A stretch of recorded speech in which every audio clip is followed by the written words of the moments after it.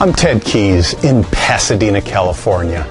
Welcome to my Tuesday conference call, a free high-powered meeting I hold live every Tuesday for top producing freight agents. Go to tedkeysonline.com for complete call information. Then join us weekly to see new, serious, struggling, and experienced sales professionals move more freight efficiently, effectively, effortlessly, and make more money financially. So watch my recorded call topic highlighted there on your screen right now.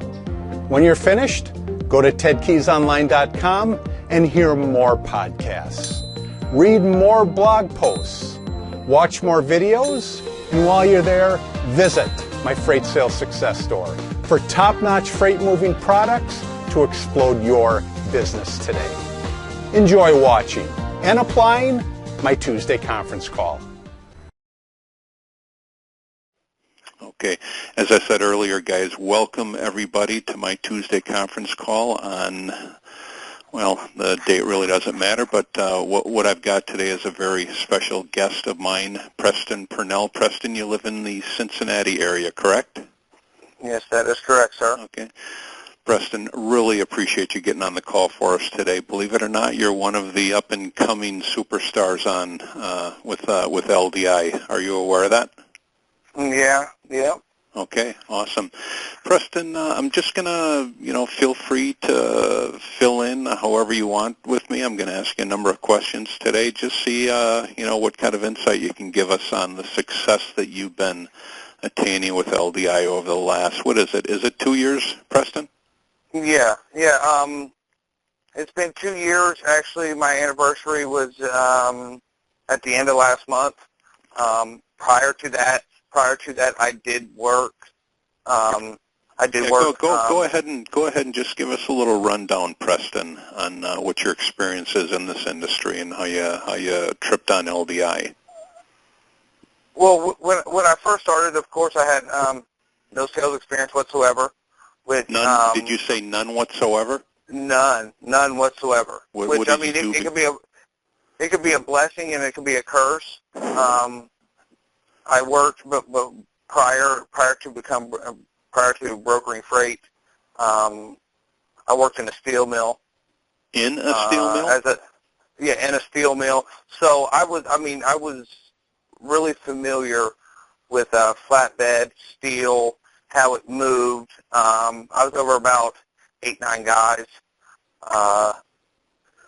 So I kind of had the transportation part down, and of course my father was a truck driver, so I knew about brokering. I knew about transportation.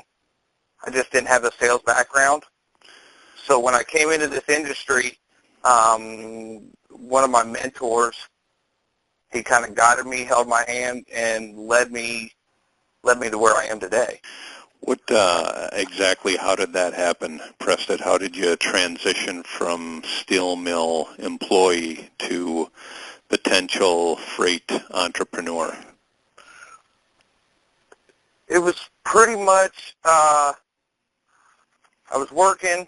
It kind of seemed like it was a dead-end job, and the way that it was proposed to me, the rewards outweighed the risk.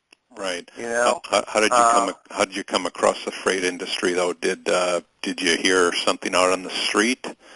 No, the guy that brought me on was a good friend of mine, and if you guys are anywhere familiar with one of the biggest brokerages in the United States, is TQL, and honestly, TQL is 20 minutes from me. Right. You know, so there's a lot of brokerage, and there's a lot of people in the transportation industry that are in this area, so it's kind of saturated. So you have a lot of brokers that work at TQL, and they're just like, they're tired of it, and that's just the way my good friend Josh was, and he brought me on and showed me the ropes. There was a lot of things.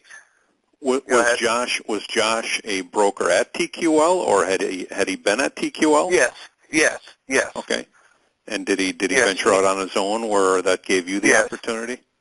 Yes, Okay. that is correct. I remember there was a time where I was looking for a broker to go to, and I actually contacted TQL, and they said, well, if you want to move to Ohio, I mean, that's the only way how we take in agents. You've got to actually show up at their facility there to actually move their freight. Do you know if that's still the same? Yeah. No, I mean, they're growing so rapidly right now. I mean, they have offices in a lot of major cities now: Atlanta, Gotcha. Charlotte, Okay. Chicago, Cincinnati. I mean, they're growing. Tell us But a little bit. that's our competitor. That's our competitor. We don't need to be talking about them. Yeah, understandable. We're just getting an idea of where you started at, Preston, and where you are now. That's what I like every guest to share, because I take it your success right now is not the success that you had when you first started out. No. I mean, when I first started out, honestly, I was hungry. And I put in hours, man. It's all in numbers. I mean, I would get into the office at 7, and when it hit 4 or 5 o'clock on the East Coast, I was calling West Coast, and I would call until 8 at night. And when I started to get offered freight within, and I was an exception to the rule, I would say, or I got lucky, but within 2 weeks I was moving freight. And that's because I was calling customers. They was offering me something, and as soon as they offered me something, I was calling out on it. Let me ask you And this, I was calling Preston. out on it. Were you calling them or were you emailing them? No, I was calling them. So you actually picked up the phone and you dialed numbers. Yes.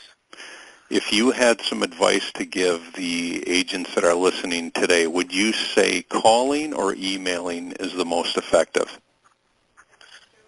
I believe calling is the most effective. Well, why do you say follow up? Because when you call them, you can actually slowly start to build a rapport and a relationship with them, fill them out. Through an email, they can delete it. You know, they can delete it and then not even see it again. Now, if they don't want to answer the phone, then you have to leave messages or get through the gatekeeper. Or if the gatekeeper won't let you through, at least get the contact name so the next time you go in there to call, you know the name, and then they think that you've already talked to them. Like, say it's John.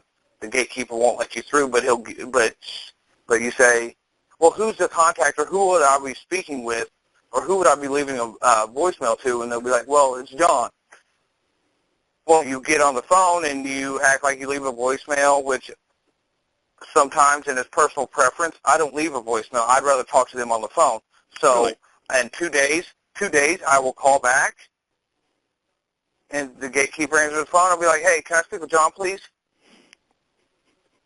And get their last name, and then it's just like, oh, he's already talked. He knows who he needs to talk to, and then they, it just depends on the day, but usually they let you right on through. But the gatekeeper does that because of the way how you present yourself, correct, Preston? Yes. Now, if you present the call as you're a salesman, of course they're going to reject you. But if you make the gatekeeper feel warm and fuzzy and you get them to laugh a little bit, and spark up a conversation with them, or more apt. How about if you just ask the gatekeeper, hey, where's John, or John, please. Yeah, I mean, I do that too. Or John, hey, Preston Purnell, please. Yeah. Who's calling? Yeah. And they're going to say, who's calling? I mean, if you sit there and and ah, then you just say Preston. I don't even 9 times out of 10, I don't even say LDI. Oh, they're going to be like, oh, it's a logistics company. They don't want to talk to them. Yeah, gotcha. I mean, I hear it from my customers all the time that they get people calling in. Mm-hmm. They don't want to talk to them. They just want to. I mean, I'll be on the phone with them. Well, and they'll say, "Oh, send them to voicemail." Yeah. What we'll do is we'll make one quick point of this, and that is when you act as if you already have a relationship with somebody, you're not going to tell what company you're calling from. If you already have a relationship with somebody, they already know where you're calling from. That's a given. So all you have to do is say, "Tell them it's Preston Purnell." Yeah. Well, would you agree with that, That's Preston? correct. Yeah, that is totally correct. Let's move on, Preston. What do you have a specialty industry that you work with? My main focus and what I feel comfortable doing. I mean, I move a wide variety of freight, but I mainly focus on structural steel, steel coils, flatbed freight. Okay. I think it pays the best. There's a lot of flatbed carriers out there. It's most of the time not cheap freight. Let me ask you this, Preston. Would you say the rates that you're getting now from these carriers or from your customers is the same when you started? No, it's increasing on both ends.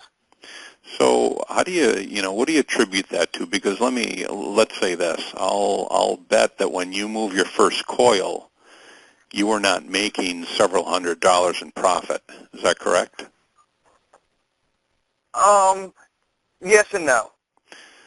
Okay. Now to get in, sometimes it just depends. Right. You get lucky sometimes with that customer that's saying, "Oh, I'm paying $1,900," and you're finding that truck for $1,300 bucks. Mm-hmm. But there's that one instance you're posting the freight, you're calling out on it. They're paying $19,000, and you get a truck for $1,800, and you just want to get in the door. Mm-hmm. So will you go ahead and pay them the $1,800 to get in there? Yes. Okay. Yes, I will. And sometimes I'll even pay more money to move the first load in hopes that they have more freight and that they're going to give me another chance. It's a risk, Preston. But yeah, your goal is to get in the door. And yeah, sometimes I've done it myself. Now we do it, Preston, because we have other loads to compensate for that loss. Yes. But yeah, that is correct. That is correct. Sometimes you take a little loss, and again, LDI is even going to tack a bigger loss on there because they do have a $50 minimum on the loads that we do. But yes. But yes, I have done that many times just to get in the door or just to salvage, what relationship you have with a customer. Have you come across that yourself? Sometimes it backfires. What's that? Yeah, and sometimes that backfires, but more times than not, I'm even brutally honest with them sometimes and say, hey, you know what? Just to get into the door, I paid the carrier an extra $100 than what you was willing to pay me just to move it, just to show you how much your freight means to me. Yep, absolutely. So, Preston, you say your specialty or what you feel comfortable with is still in the steel industry, correct? Yes. And would you say that goes back to where you came from prior to moving freight? Yeah. Definitely, it does. When you feel comfortable doing something, people don't like change. So I knew a whole bunch about steel, and I can tell carriers how to strap a coil down, how to chain it down, how to tarp it, because I've done it. So I'm right there with them when they're doing it. You know what I mean? Yeah. When you work for that steel company, Preston, were you aware of their customers and where the steel was coming and going to? No, because we're actually a processor. I mean, we process the steel. We pickled and oiled it. We slid it. So we was their customer. I mean, and most of the time it was just shipping from one company to another company inside our company, if that makes sense. Okay.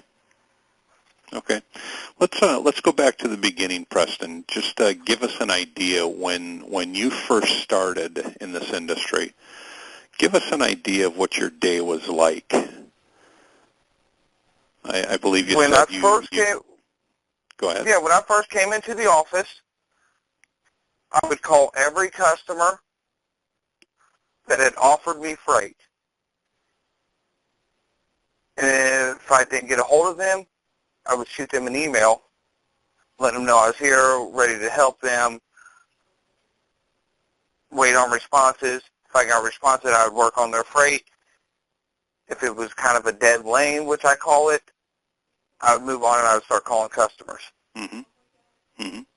How about pursuing new business, Preston? Well, what's your system for that?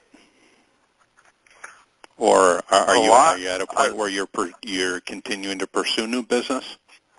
Yes, I'm always calling out. I try to. My goal is, even though no matter how busy I get, how many loads I'm moving, I try to at least maintain 20 calls a day. Now, your load volume has to equal out. Now, if I move one load, or my office moves 20 loads, and everything's taken care of, and I've only got 5 calls, it don't equal out. Mm-hmm. Now, if I move 25 loads in one day, of course I might not have time myself move 25 loads. I might not have time to make those calls. Mm-hmm. And that's what I focus the brokers that I have now, that their load volume have to measure on with their calls. Mm-hmm. They have a 50 call minimum a day, or 250 a week, however you want to break it down. Mm-hmm. So what I'm getting at is, in order to keep up with business, in order to expand your business, you've got to be on the phone, connecting with the marketplace. Yes, and I learned this from you. Follow up. You learned it from me? You have to follow up. You remember when you presented? Follow up. I think it was you who said, I mean, what is it, 7 to 10? You got to 7 to 10 times. Oh. Initial contacts and calls. Right. Yes. Am I right? Am I right? Yes. Yeah. Yeah. You're not going to get it now. Now, if you get it from my experience, if you're getting loads over to you the first call, what makes you different than any other person that has called in today? Have they offered it to every person that's called in, because you know they're getting 20, 25, maybe 30, 50 calls a day? Absolutely. Is that freight worth it if they're offering you the freight the first day? Absolutely. Absolutely. Now, if you guys if you get into a conversation with them and you feel like you've already built a relationship with them in the first call, which is very unlikely, but if it does happen, and then they offer you a load, it might be worth it. But if you get on the phone and you just introduce yourself and you talk for a minute, and they're already offering you freight, you got to step back and post it, kind of work on it.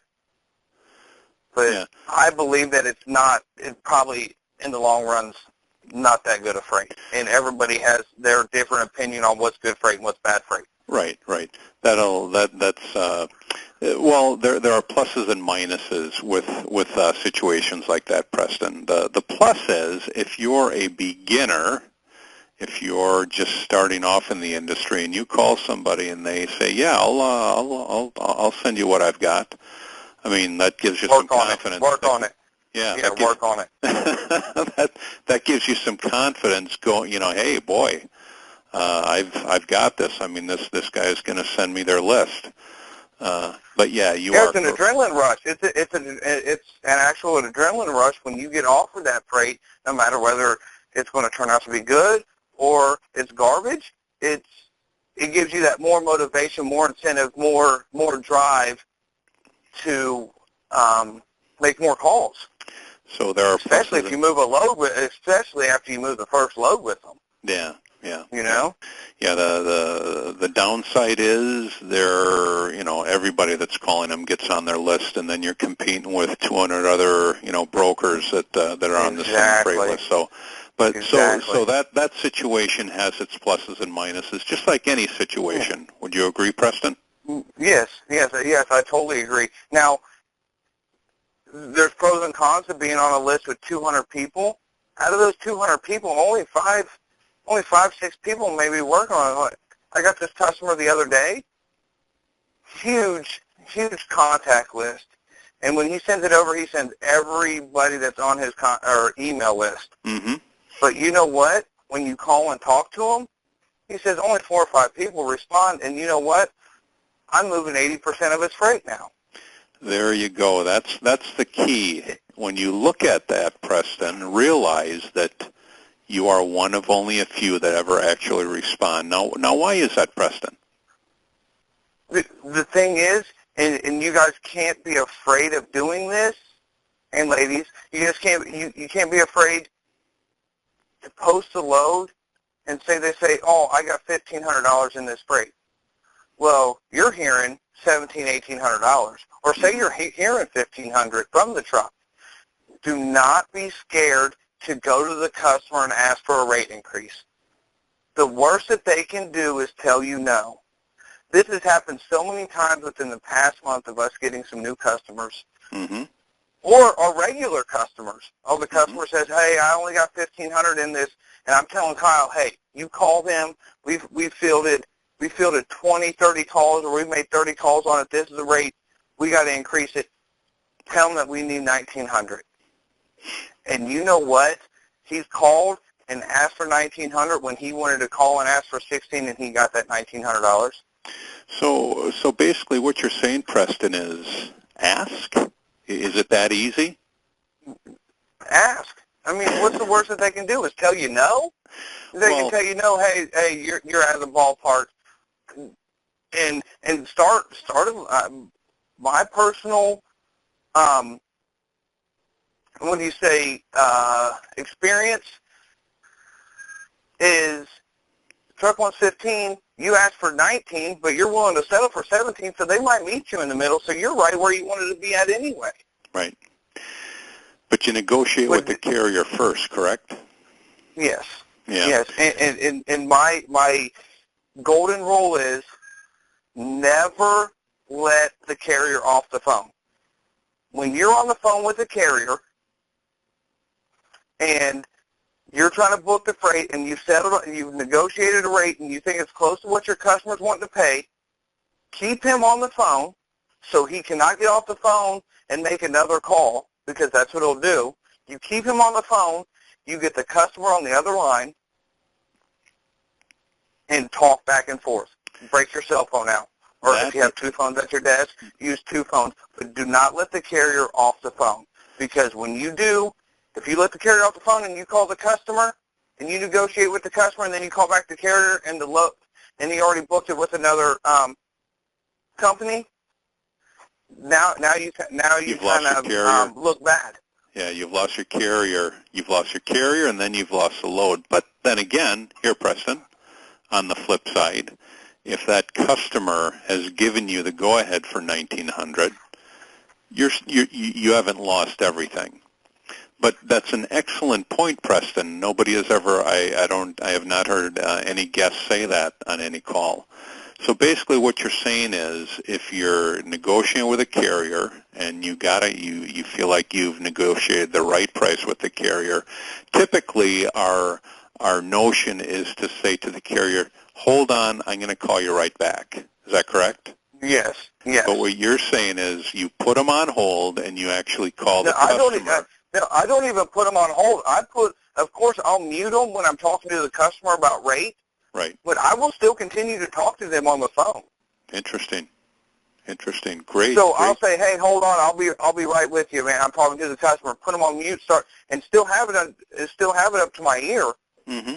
Talk to the customer, and then get back on the phone with the carrier. Mm-hmm. Of course, you got to run them in the system and make sure they're okay before you actually load them. You do have to do that. But, yes. Yeah, I mean, of course, but it limits the carrier from falling out on you. And I reiterate 2 or 3 times before I even call the customer, hey, if I can get you $1,500, are you good to go on this load? Because I'm calling the customer and I'm booking. Are we solid on it? Solid? Are we good to go? Right. So basically, now if you have enough money in the freight and they end up falling out, you can still recover it. Awesome. Excellent point, Preston. Excellent point. Typically, I act as if if I negotiate with the carrier, I act as if the load is his, and then I go back to the customer. Of course, you can do that, Preston, with customers that you know are negotiable, right? Yes. There are just some customers. But every customer is negotiable to us. I mean, even if it's $25 or $50, that extra $25 or $50 adds up. Or you tell the carrier instead of an even number of 1,500 or 1,550, won't you say 1,528 or 1,509, and then try to bump the customer. The customers usually, there's some customers that are stern, of course. It's all based on the situation and how important the freight is to get moved, or if it's the end of the month. But even if it's, like I said, even if it's $25 from the customer, get it. Yep. It's there. Don't leave any money on the table. What other wise piece of advice can you give us before we move over to question and answer, Preston? What else comes to mind? What other wise advice can you give us from that young mind of yours? Oh, like I was really talking about earlier, was about keeping the carrier and the customer on the phone. Carrier and the customer. That's very important. Follow up. Continue to follow up with your customers, or the customers that keep hanging up on you. Keep calling them. Another point that I want to stress to you guys is the fear, and I see this in my office, the fear to let an account go. When you guys start to build a lot of customers, I don't know how you guys' customer base is, but when you start building a lot of customers and you start getting offered a lot of freight from a lot of different people and you're posting all of it, look to see what you're moving and what you're not moving. And don't be afraid to let some of those customers go so you can free up some time to work on some new freight. I see it day in and day out. And I have a good sense of knowing when to let a customer go, and I will not like force, but I will tell my employees that they have to stop working on the freight.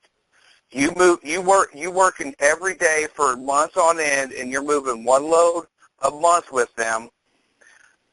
Now, that's just personal opinion. One load a month with them, the cost associated with how much money you're making, it's not worth it. It's pennies on the hour of you of the time that you're putting in and the actual money you're making. But Preston, this is only, as you said earlier, this is only as you build your customer base and your load numbers. Is that correct? Yes.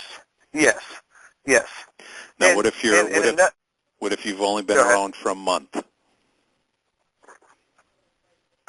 If you've only been around for a month and you're hungry, like I said, in my office, I require them to do 50. Those loads. That's what you're saying. Yeah. No, I post those loads, but I require them to make 50 calls a day. But if you're hungry, you can make 100 calls a day. Absolutely. And the numbers don't lie. The more calls you make, the better chance that you're going to be able to move more freight. That's the bottom line. And then when you start calling them, don't be shy. Be yourself. Fill them out. Make them feel warm and fuzzy on the inside. Make them laugh. Joke with them in the beginning. Don't start talking about business right off the gate. Mm-hmm. Ask them how their day was. Like I'm always asking them, since it's around the holidays, how was their holiday? Mm-hmm. Did you see? Just start slowly building a rapport with them. Mm-hmm. And one more thing, and Ted, me and you was talking about this earlier. What was it, yesterday or the day before? My philosophy is, and now this is just personal opinion, and one of my mentors told me this, is when you're working on something, you have a self-worth on the inside when you feel that you're worth, okay? And there's time associated with everything you do in this business, and how I'm building my business is time efficiency.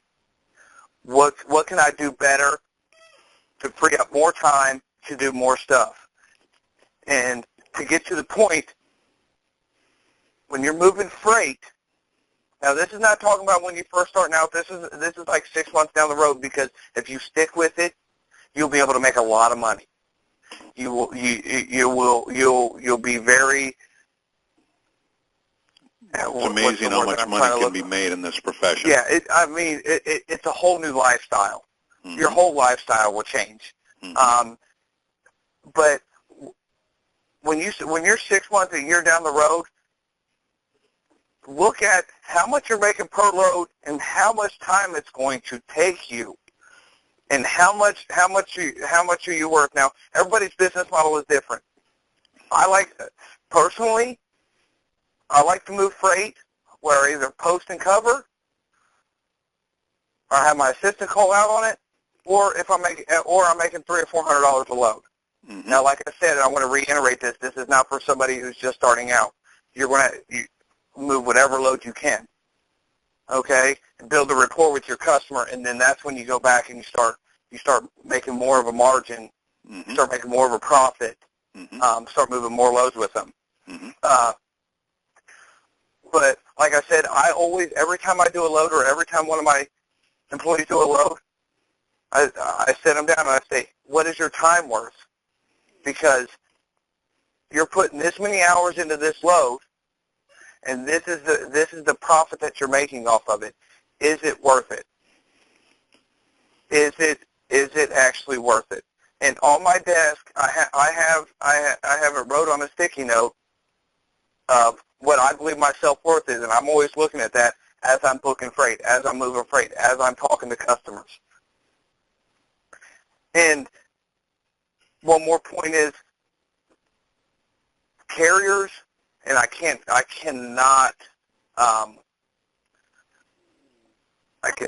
tell you how important this is, but carriers are the most important part of this business. There are, and in the beginning, when I was first brought into the industry, I was taught something totally different, and it took me a couple of years to actually realize, because I went from moving a whole bunch of produce where you're using the carrier one time and then you're done with them. Mm-hmm. But the carrier is very, very important. There's a million customers out there, man. You guys can call on customers all day long and try to get offered freight, but there's only a certain amount of carriers out there. And if you take care of your carriers will take care of you. And if you have good carriers that pick up the freight on time and deliver it on time, which I said they are the most important, that makes your customer happy. You focus on the carriers and building carrier relationships as much as you're doing as you're building customer relationships, it's a domino effect. You make your carriers happy, pay them decent, they're going to move your freight, get it there on time, and the end result is your customer's happy and he's paying the bills. It's the carriers that do the heavy lifting, right, yeah. Preston? Yes. And like I was telling you, Ted, earlier, for over Christmas, I sent more gifts and cards to carriers than I did my customers. Of course, I send my customer stuff, and that stuff goes a long ways. Mm-hmm. But when you send stuff to carriers, and a lot of brokers do not get this, and I've talked to carriers time and time again, like, hey, did you get a lot of stuff from brokers that you use on a day? No, they don't think of us. Mm-hmm. That's all. I'm in contact, and I got more friends that are carriers than I have customers, because they move my freight. They're consistent. Every time I get on the phone with the carrier, I ask them if they're run the lane often, and if they do, I'm going to start to become their friend. And then you're just not. Then you're just not. Oh, he's my carrier. Oh, and this is my customer. No, this carrier is my business partner, and this customer is my business partner. We're in a partnership. I'm not just moving his freight. We're friends. Excellent point, Preston. Excellent points. Thank you so much for sharing those. Are you ready for a little Q&A? Yeah, I'm ready. Okay. Who's got the first question for Preston? He's shared a lot of knowledge with us so far. He's basically shown us that he started off just like every single one of us Although, Preston, how old are you? I'm 28. 28. Okay. Still young in the industry. Still a young man as well. Yes. But aside from that, who's got the first question for Preston? Hit *6. First question for Preston, hit *6.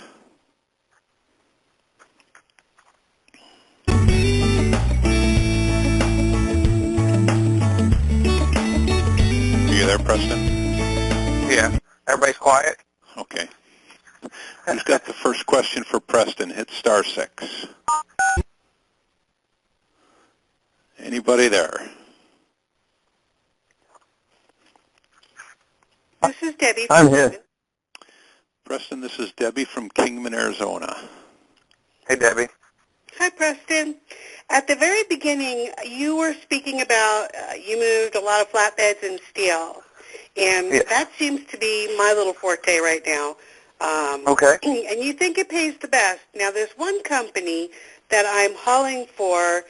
I only make $100 a load. Okay. It's not a 15% because they don't pay enough to make 15% so that these drivers Okay. will get paid what they're worth. Would you Okay. suggest staying with this one company, or would you move on? No. Now, how many customers are you working with right now? I've got this one for the flatbed for steel. No, I'm sorry, I take Okay. that back. I've got about 4, but this No. one here I've been moving some freight for them. Now, if you're making $100 now, maybe you want to maybe do some more carrier research. Why don't you? And I'll share this with everybody. The way that I post freight, and this is in my office, and this is how I do it, and this might help you expand and broaden your horizons to get more carriers. Is say it's picking up. Let's say the load's picking up in Cincinnati, Ohio. Okay, I will post out of Columbus, Ohio. I will post out of Indianapolis. I will post 100 to 150 miles out. So per load, I will post it 4 times, even though I only have one, and I never post direct. That is this is key. This is key. What do you mean you don't post direct? I never post direct. I never post direct from the pickup to delivery. Okay. There is not. If I see one of my employees posting direct, I'll delete the posting. They will post around, or so like I said, say it's going from Cincinnati to, of course, if it's going like just say Dallas, of course I'm going to post it to Dallas because Dallas is huge. Right. Yeah, I might post it to Cincinnati because Cincinnati is huge, but say it's picking up in Lawrenceburg, Indiana, which is 30 miles from Cincinnati. I'm going to post it to Cincinnati. I'm not going to post it to Lawrenceburg because. And what's the purpose of that? What's the purpose of that, Preston? The purpose of that is when you're posting it, you're going to have carriers call in from Columbus, and this is where your sales skills kick in. You're going to not only, you're going to pull a carrier 100 miles because, honestly, the carrier's going to be deadheading anyway. Mm-hmm. 9 times out of 10, the carrier's just not sitting right at the back door of where you're picking up. Absolutely. So when you're posting 100 miles away from the pickup, on every single end, like make a circle or a square around where you're picking up at and post it to those large cities, there's going to be more carriers in those city limits, and all you got to do is just sell the load. So what you're saying, Preston, is you do that to get the phone ringing more. To get the phone ringing. If the phone's not ringing, you're not moving freight. Number one reason why you do that, post in 4 different pickup places. So say the load is picking up from Denver to Houston. I'm gonna post it picking up in Fort Collins. I'm gonna post it again. You can post it. Now you can post it to Denver. The reason why, like some of my stuff, picks up in small cities, and probably a lot of your others are small towns. Mm-hmm.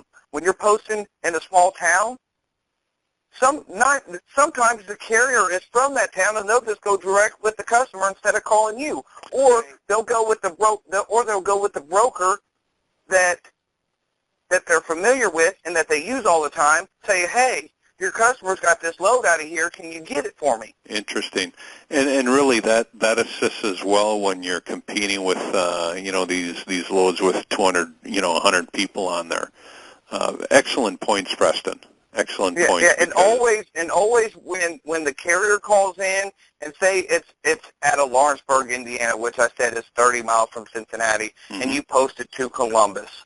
Mm-hmm. The key is, because some carriers will get mad, but when they say, hey, I'm calling about your freight in Columbus, Ohio, always say, we just covered that one, but let me see what I got, and then you already know what you're selling.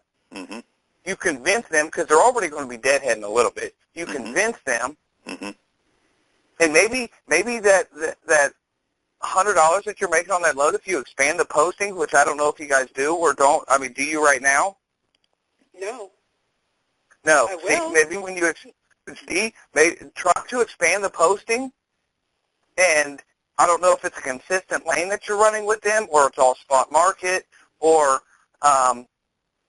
but expand the posting, and maybe you'll get that carrier that wants to. What's going on there? Is that you, Preston? No, that's not me. Okay. Somebody put us on hold. I'm gonna mute you out and then come back in. Okay. Oh, okay. There we go. Okay. Yeah. So try to expand the posting, and even another key thing I do if I'm struggling with the lane or I'm not making that much on the lane, like even though the customer does not have the load, say he only has it on Mondays or Wednesdays, whatever, post it out for the whole week. Field calls on it. Write phone numbers down. Ask them how often they're in the area and say, hey, you know what, we covered the one for today, but, man, I have one every Monday. Are you there every Monday? And if they are, great. If not, it's just trial and error. But that's one thing you can do, expand the posting, and you will see how much more the phone rings. Did that give you a little insight on that, Debbie? A little bit, yeah. It sure did. It doesn't help that this company is also, they're using a broker, and I'm going through the broker who is actually acid-based, and I get their extra loads that their trucks can't handle. So I already see what they're doing, where they're getting their commission off of the load, and then I'm getting the tidbits left over. See, remember, we all start with these customers, Debbie. Yeah. Now, are you in contract with this customer? Like, did you sign something with them? No. I mean, well, why don't you? Preston, just so you know, Debbie is a relative newbie. She's been with us for a couple months. So. Okay. Now, another thing you can do is, now this is what I would do. I don't know if it's right or wrong, but I would do it anyway. I would call in to the shipper, or I'd call into the receiver, because one of those two is the actual customer, and say, hey, I'm already moving this freight for you guys. What do I need to do to get in there? To start moving, I already know the lane that you're running. I'm already familiar with it. I already have carriers that run it on a consistent basis. Mm-hmm. What do I need to do to get in there? If you're not in contract with them, it's not like who you're going through. You're going through a broker who's probably making $200, and then you're making $100, and then they don't have to do any work. You know what I mean? And you're doing all the work. You deserve that $300. You deserve that $300. Right. And honestly, if that customer is so dedicated to that broker, you won't get a chance. You won't get a chance. But 9 times out of 10, they will give you a shot. But you just got to ask. But you brought up an excellent point, Preston, and this could typically apply for any lane where you're looking to build more relationships, and that is post a load, 4 different locations around the area that you're looking, or around the area where you're picking up at. Now, do you also post on the receiving end, if the load is going to Dallas, you do post it going to Dallas, correct? Yeah. Now, if it's going to a big city like Dallas or Denver or San Francisco, I'll post it direct into San Francisco, because it's so big, they're not going to know where it's at. But when I have it going to Dallas, I'll post, say it's delivered to Dallas, I'll post it to Dallas, I'll post it to Fort Worth, right. I'll post it to Waco. Right. But for example, You know, if the load is loading in Columbus, and again we'll just we'll move on from here. If it's picking up in Columbus, you'll post it from, say, Washington Courthouse to Dallas, and then Zanesville to Dallas. No, I won't even post in those little. I'll post it from Cleveland. I'll post it from Mansfield, and I'll post, like, if it's picking up in Columbus, Ohio, I'll post it Cleveland. I'll post Pittsburgh. I'll post Cincinnati. Of course, they're going to have a little bit of deadhead, but the carrier's deadheaded anyway. You just got to convince them. Now, some of them are too far out. Some of them are 100 miles from Cincinnati south. Right. You know, but it gets the phone to ring. Absolutely. And the more the phone rings, the better chance that you got, because when you're calling out on the freight, you're calling out trucks that are 100 miles out. Right. You know what I mean? The more the phone rings, Preston, the more you're talking, the more your skills are enhanced, the better the probabilities for success. Yep. Okay. But if you guys can leave with anything today, and if you guys aren't posting at multiple locations per load, do it and just see how much more the phone rings. Now, some lanes are just dead. Some lanes are dead, and you just got to move on to the next one. And that's a good idea for a dead lane. Excellent point there, Preston. Yes. Who's got the next question for Preston? Hit *6. Great question, Debbie. Thank you. Who's next on the line for Preston here? Hit *6. Hey, Preston. Yes, Who's sir. there? Hello? Yeah, talk up. Yes. Oh, hi. This is Tim in Corona. Yes. Fire away, Tim. I've got a question. I'm a retired truck driver, and am trying this. My problem right now, or one of my problems, is talking with the carriers. I mean, I know what I think. Well, I think one of my problems is that my rates are too high because I want to pay the guys because I know, what they need. And I've lost a couple of loads because they've been, so what do I need to do to get out of truck driving mindset or something? What do you think you need to do, Tim? So, well, I don't know. That's what I am. Tim, one thing, and probably Ted can vouch for me on this. I personally never give rates to the carrier. I always have the carrier. I always ask them what they need. They know what their truck needs to run. You ask them, because if you go ahead and give them the rate, you're stuck. You can never go down. You can always go up. You can never go back down.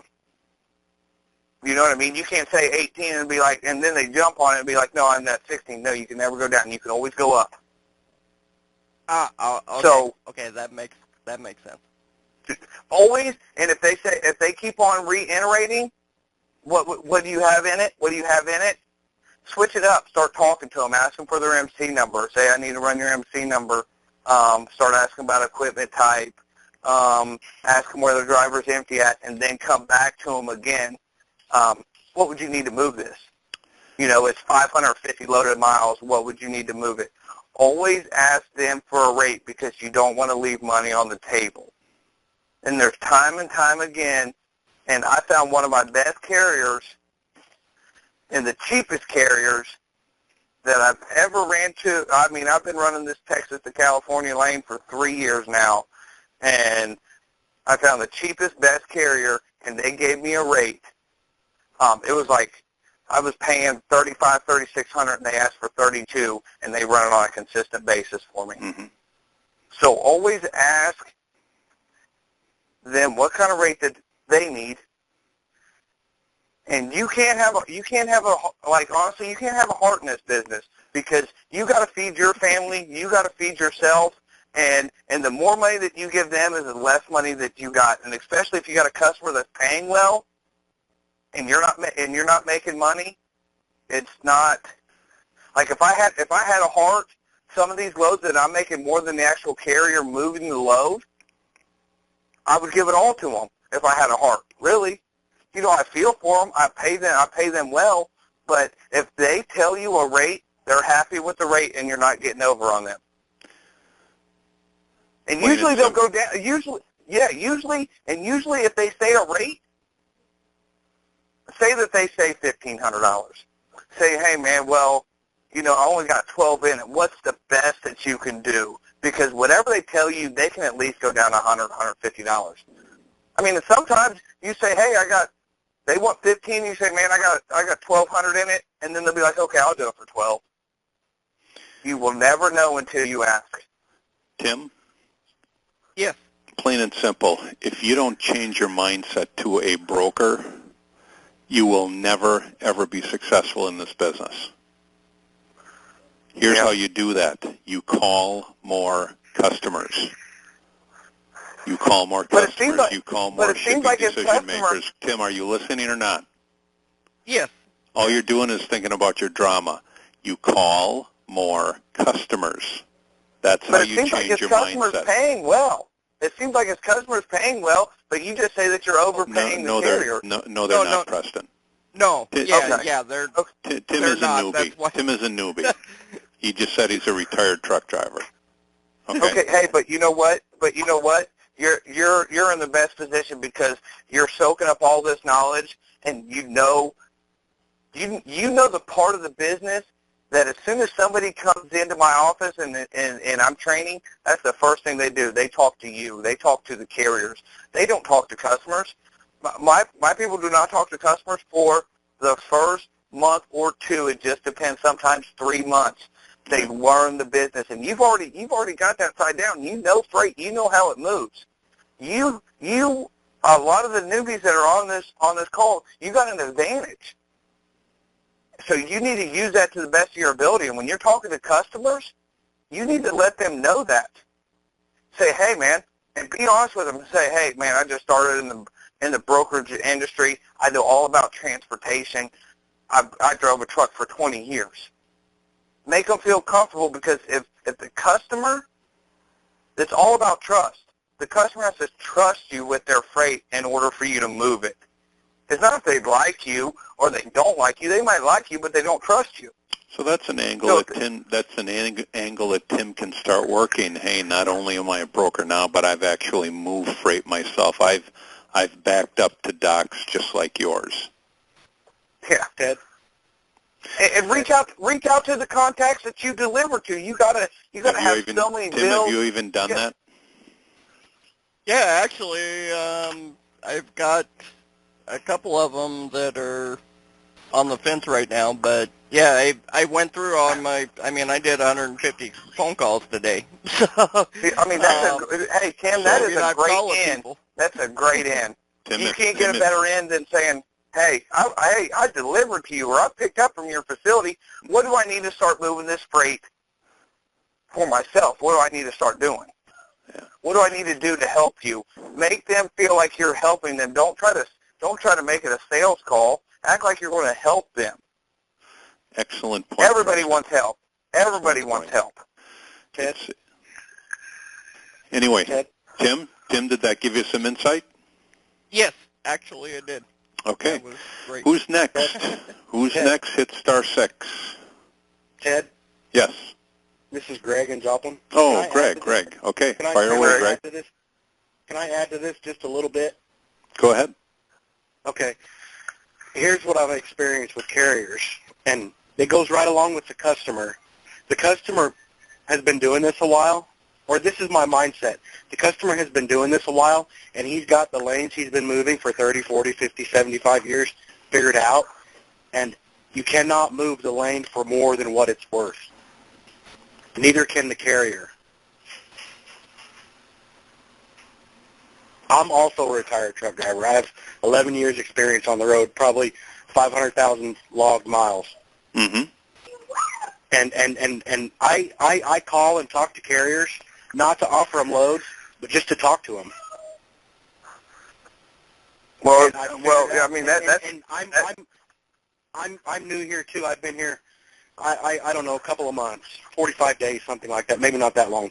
And I've learned, if there's one lesson above many lessons that I've learned here, is carriers will try to get all they can.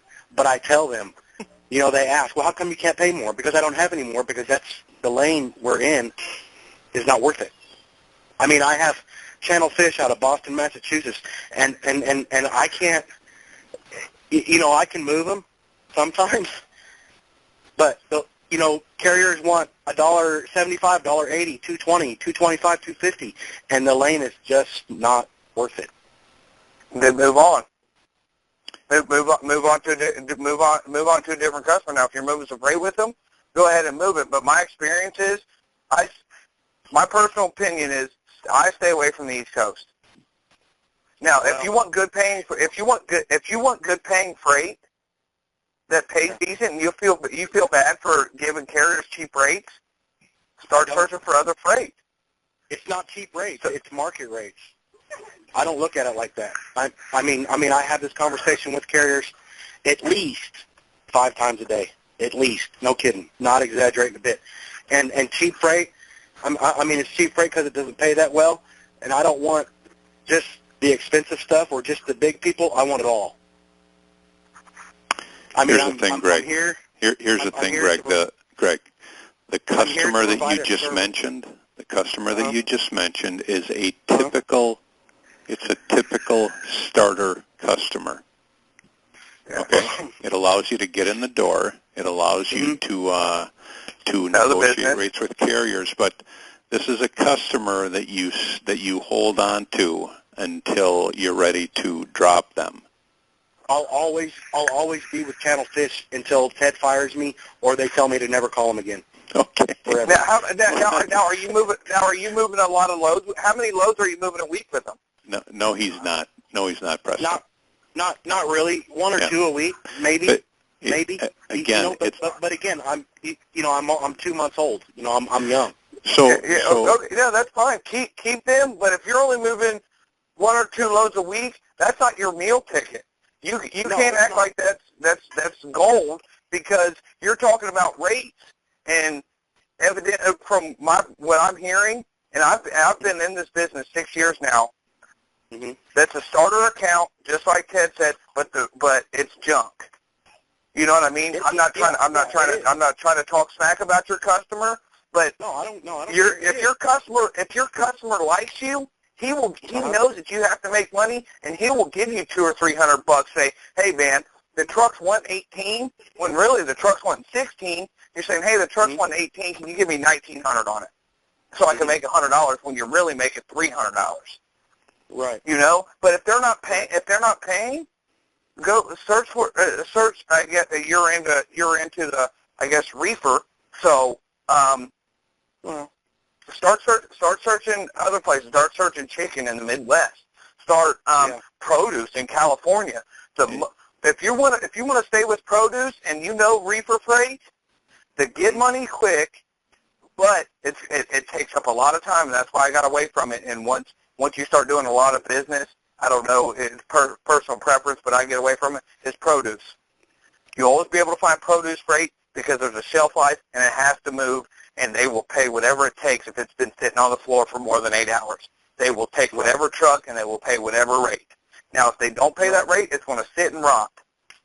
So maybe you just need to switch up your lane. You're talking about clear up in Boston. All the freight goes into Boston. Trust me, I move a lot of produce out of California going into Boston, going right into Chelsea, Chelsea. 2-3 loads a week. Now, there's nothing coming out. They got I don't know why you're not.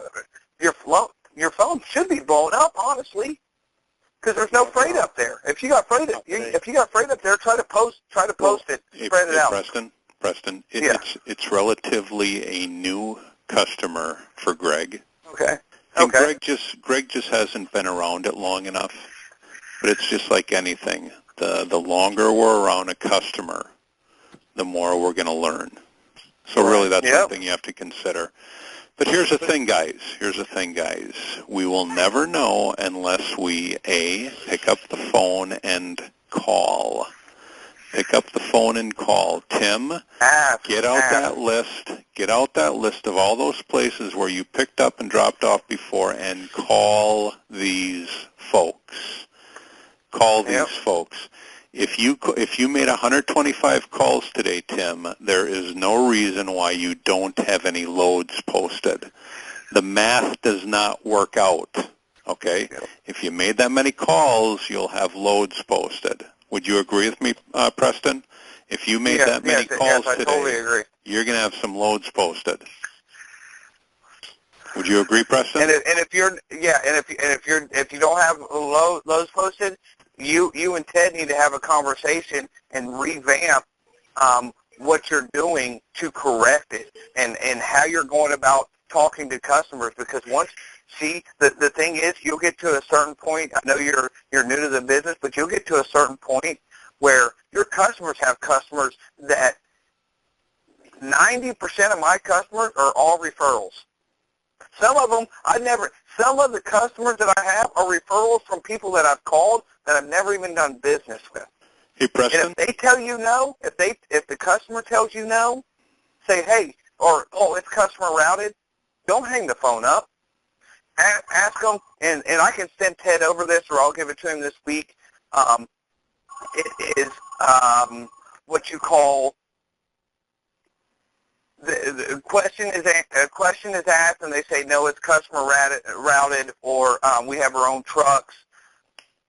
I have a sheet that tells you questions to ask, so you're just not hanging up the phone. If it's customer routed, ask them, does any of their customer needs help? Is there anybody that you can refer me over to? Or is there any trouble lane? Or is there any trouble lanes that your customer's having moving because you're there on the dock and you're seeing what's sitting and what's moving fast? Is there a trouble lane that one of your customers is having that maybe I can help out with, or that I can contact? Because the Preston? customer, if they don't want to, yes. Please send that over to me. Are you ready for one last question? Yes, sir. Who's got the last question for Preston? One last question for Preston. Hit *6. Your excellent answers, Preston. Yeah, I mean, in the sheet that I have, I'll get it. I give it to every one of them. It's objections and how you answer to objections.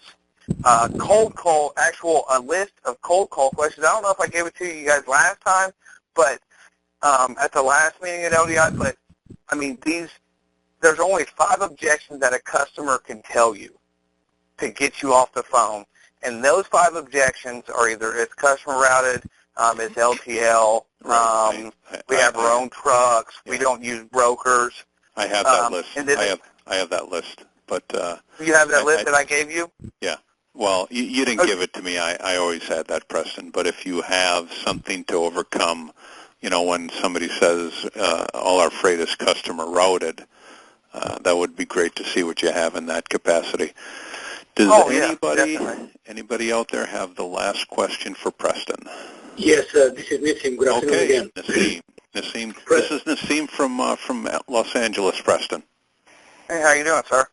I'm good. Thank you. Listen, really fascinating and inspiring question. Tell me, please, do you have an office where your people are commuting and spend the day with you during the day? Or, Yes.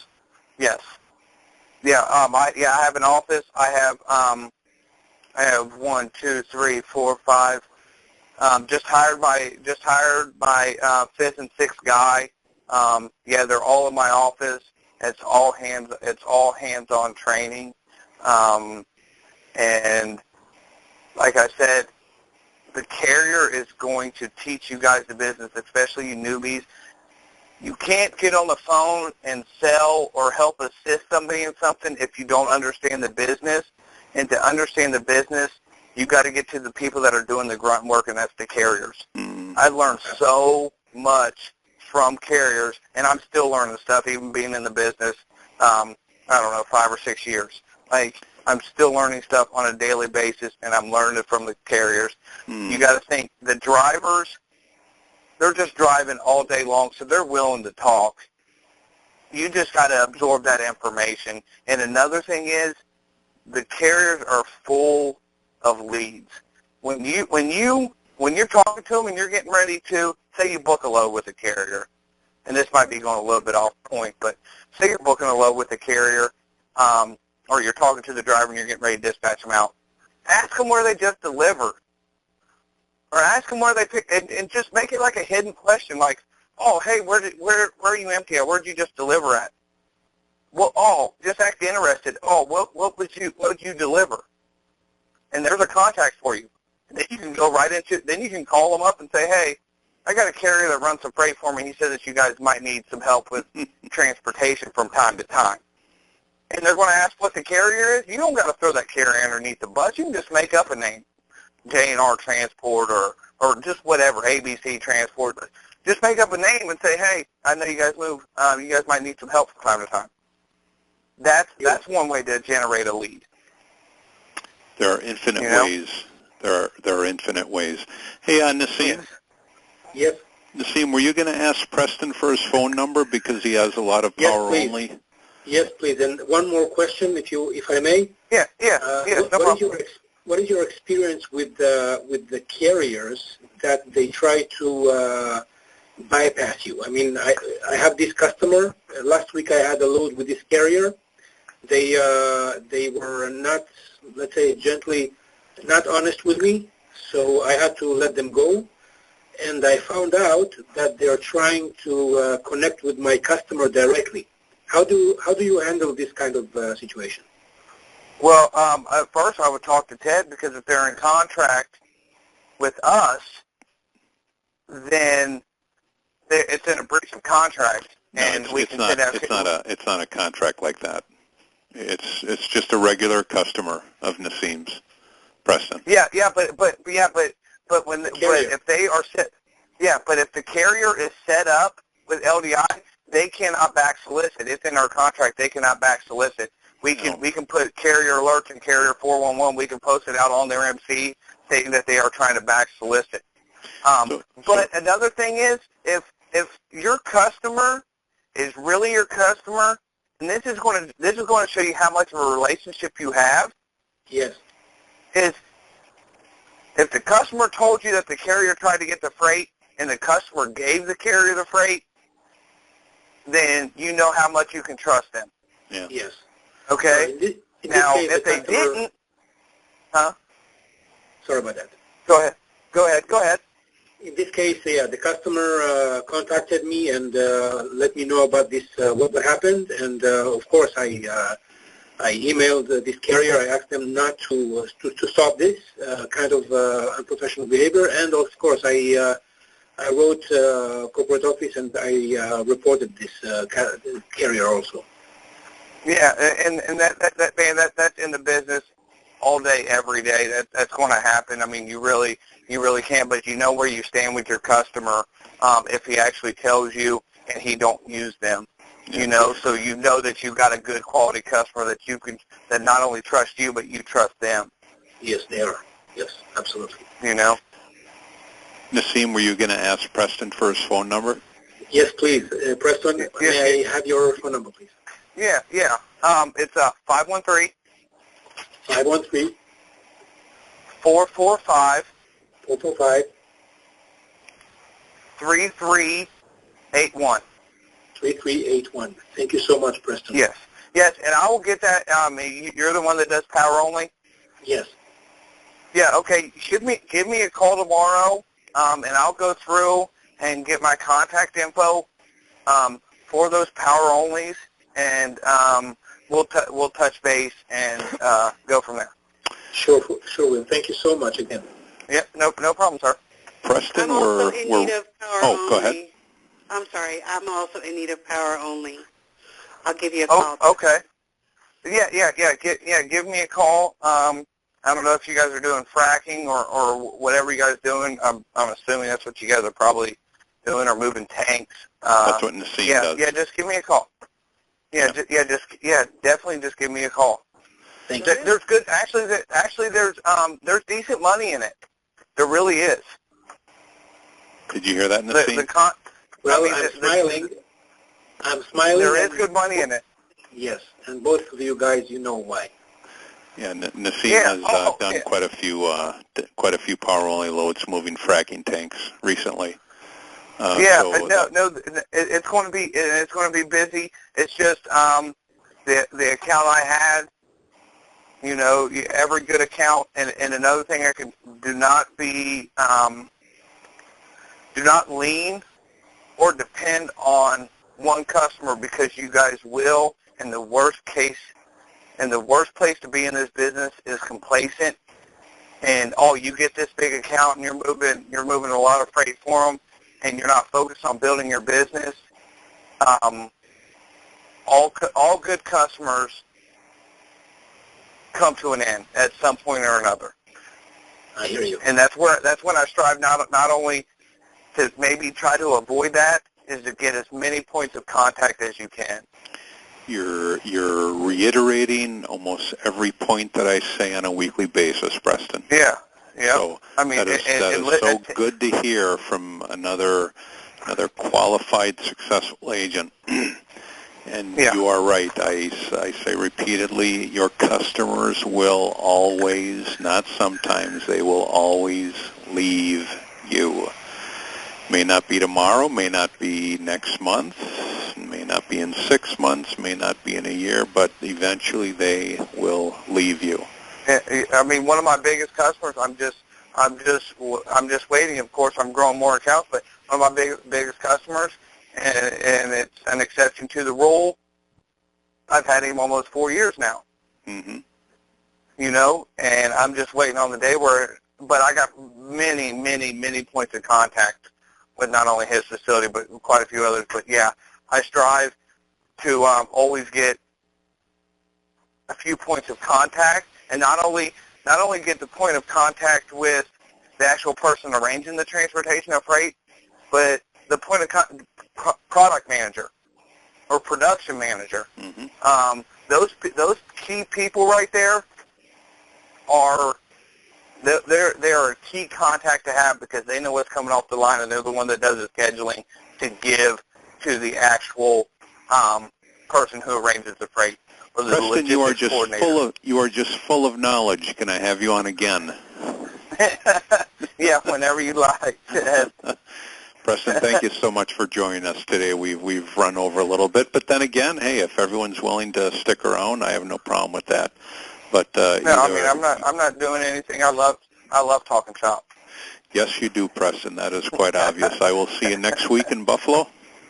Okay. Hey, you guys all take care. Wonderful. Hey, Preston, thanks for joining us. Everybody, as I usually say every week, if you have any questions, just like you did today, these are all valid questions. You know, the office number to call, 626-309-9141. Those are questions for me. If you have any questions involving our top-notch LDI freight system, same number, 626-309-9141. Take care, everybody. God bless. Be safe. We'll take any calls tomorrow. Thanks for joining us today. Yeah. Talk to you all soon. Yep, bye, guys. You've just taken a tremendous step forward by watching and applying my Tuesday conference call highlight. Do you desire to earn and learn with our top freight team and Christian-based office? Yes? We're searching for a self-starter who's serious, motivated, and ready to take action right now. Is that you? Go to tedkeysonline.com/contacts and enter your contact details. We provide top-notch freight agent sales training to you. Then you deliver those same skills with confidence to the freight industry marketplace. I'll talk to you soon.